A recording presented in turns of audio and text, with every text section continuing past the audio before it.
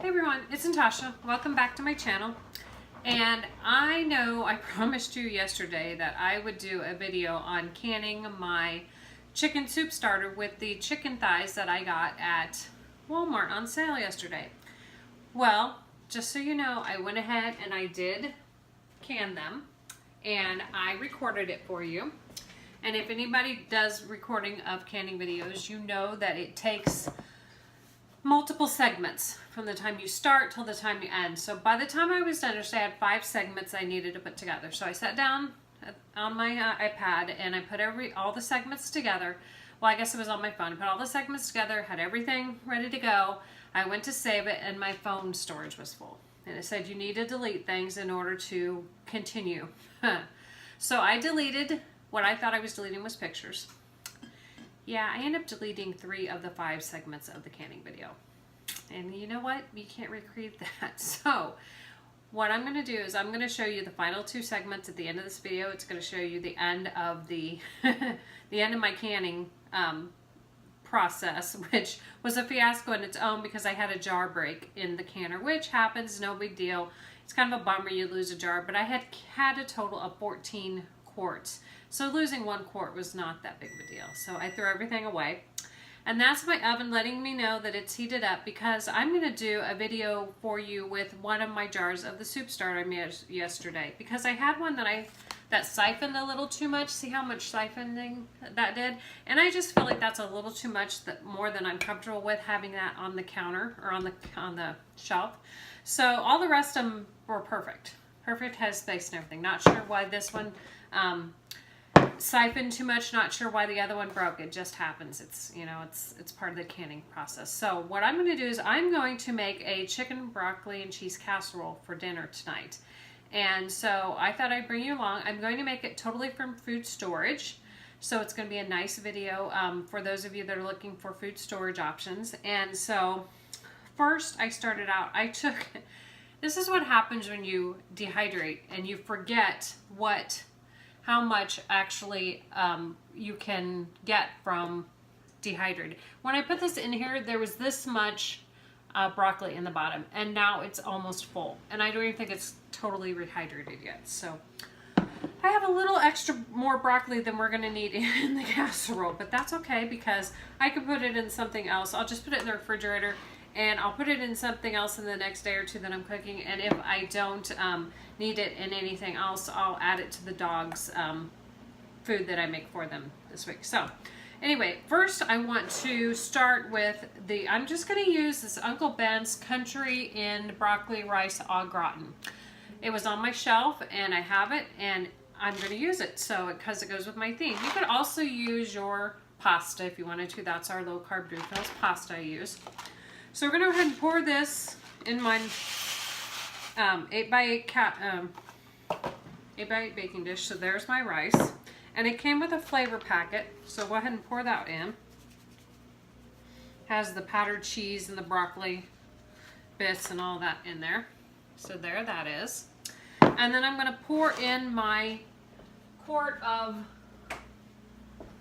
chicken soup starter, because like I said, you can use it for soups, but it's also good to use for casseroles.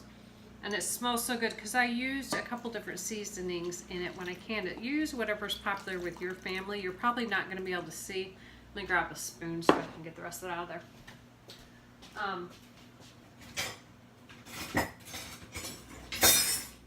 You're going to use whatever is most popular with your family. I just put carrots and celery and some minced onion, because we know how my husband feels about onion, and some corn in here. So I think this is going to be a perfect addition to my broccoli gratin casserole. Okay, so that's in there. I got a can of just Campbell's cream and mushroom soup. We all know makes the casserole taste really good. So I'm going to add that.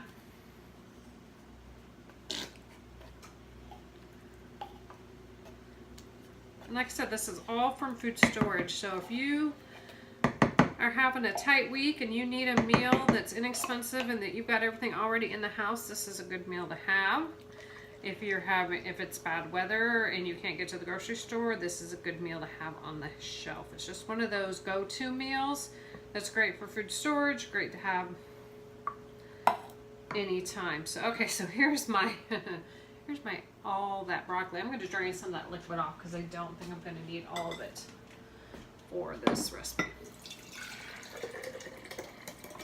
Like I said, that won't go to waste. That's some really good flavored water in there with that broccoli. So I'll find something else to use it in, and we'll just put some of this broccoli in here since I overdid it when I rehydrated. I always think, you know, I need more than I do, and I get carried away. So if you do that too, you have to leave me a comment below, because certainly I'm not the only one that overestimates. Okay, so I used about half of the broccoli that I rehydrated. Now I had a box of it's just queso blanco cheese sauce. You use whatever cheese you have on hand. This was on the shelf, and it's yummy, and it's cheese, and it's cheesy casserole, and it's gonna be good in there. So again, I'm not one of those people that follows a lot of recipes or follow things to a T, worries about, you know, how much of this and how much of that. All I worry is about getting good food in my family. And this casserole will probably feed my husband and I at least 2 dinners and a lunch, probably. Depends on how hungry he is, but yeah, that's gonna be really good. Okay, I brought some evaporated milk over here, but I really don't think I'm gonna need it. I think I've got plenty of liquid in there. I get all of the veggies out of here, so let's grab the rest of these veggies.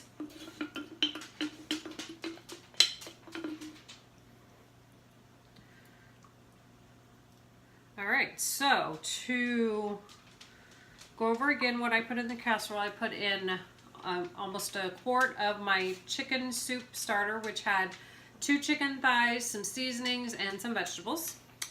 I put in a box of the Uncle Ben's. This one is the broccoli rice au gratin. Use what you have. And the seasoning packet that came with it. I put in a can of cream of mushroom soup. I put in a pouch of the cheese sauce, and I put in, I would say that's probably about a little over a cup, maybe, you know, maybe a cup and a quarter of rehydrated broccoli. So I'm going to go ahead and I'm going to sprinkle the top with these Parmesan grated Romano cheese packets from the Olive Garden. We had a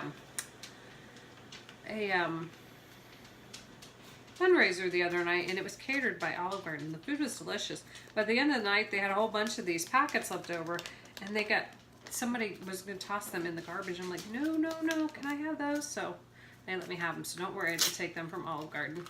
They were already ours, and I didn't want to see them thrown away, so I'm just going to sprinkle them over my casserole, because, you know, who doesn't like a little extra cheese on the top of a broccoli cheese casserole? Okay, so and plus, if you're doing food storage, these are great to put in your food storage. So that's what I did with the extra ones. Put them in a jar, put them in with a one of those oxygen absorber packets, and put those in my cabinet. Okay, that is everything in my casserole. I'm going to go ahead and cover it with aluminum foil. I'm going to put it in the oven to bake. My husband is on his way home, so it's probably going to take, with that rice in there, probably about 35 to 40 minutes, maybe a little longer. I'll keep an eye on it.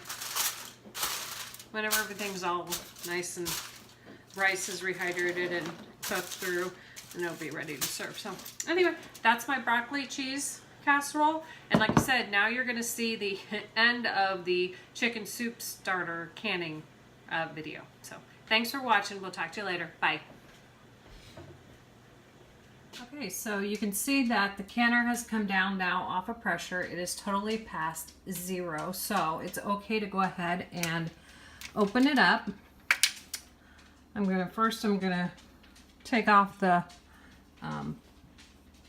weight, and sometimes that's a little warm, so I'll go ahead and use a hot patty here. Just a hair bit of steam escaping, but that's fine. I'll go ahead and then do all the clamps.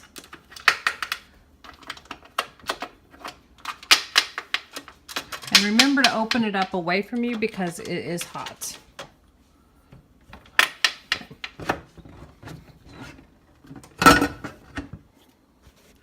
get another handle on this. Okay, so there is my cans of chicken soup starter. There are 14 in here. I am so excited about this. So we're going to go ahead and take these all out of the canner.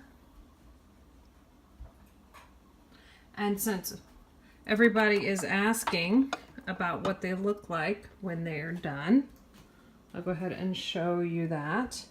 I'm going to go ahead and bring these out since they're hot and I don't want to risk breaking them. And then I'll bring you back when I've got them all out of the canner. I am back. I've got all the jars out of the canner. I did lose one jar. I don't know why. Sometimes this just happens.